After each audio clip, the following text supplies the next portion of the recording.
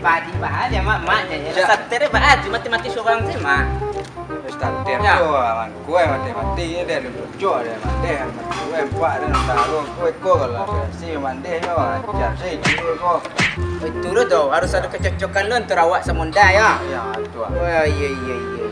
dia nak kan lucu mandi ya dah go dah mau si dah go dia ni kini kue dan gua dah go putih habis bang penguno ada tiga jenar ada hari mana go ini Di barat tadi ke mak pun kamu kata dia kau?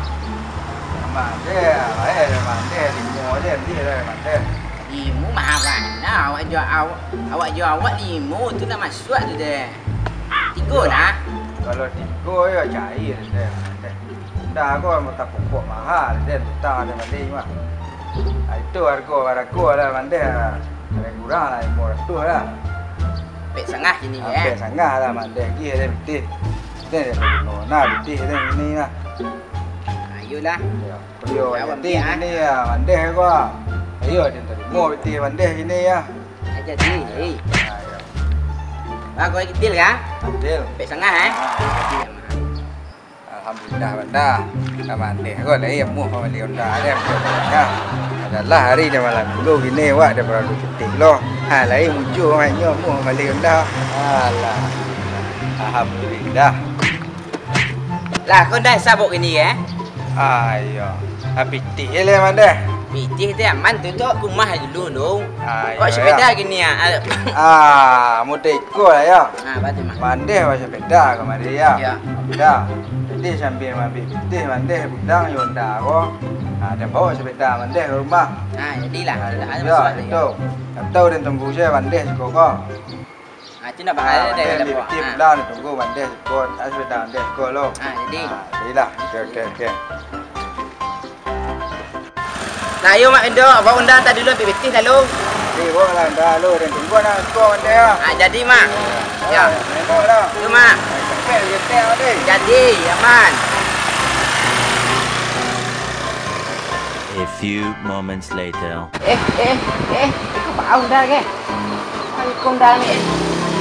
Kau bawa undang mak Indo kau ke?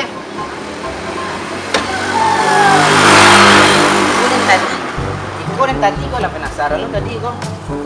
Ini nak dah rusak tadinya apa ni kau Soalnya tadi dia bawa tadinya mati seorang tadi. Ya. Oh, jangan tadi lu. Kita lihat. Tidur dia. Mandi ya. Mandi mak kau dah rusak wajah lah jauh dah. Caruk kamu dorong kau jauh kau letak lah pinggan dah kuat dia mah. Mandi jadi keraju aku namanya ke. Dorong kau dia.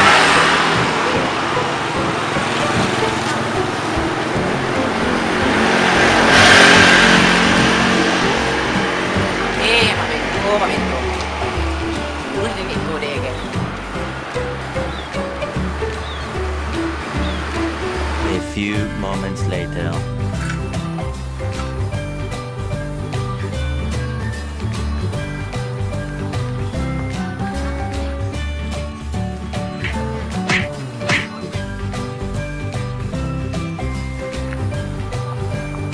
Mak ada ni ya.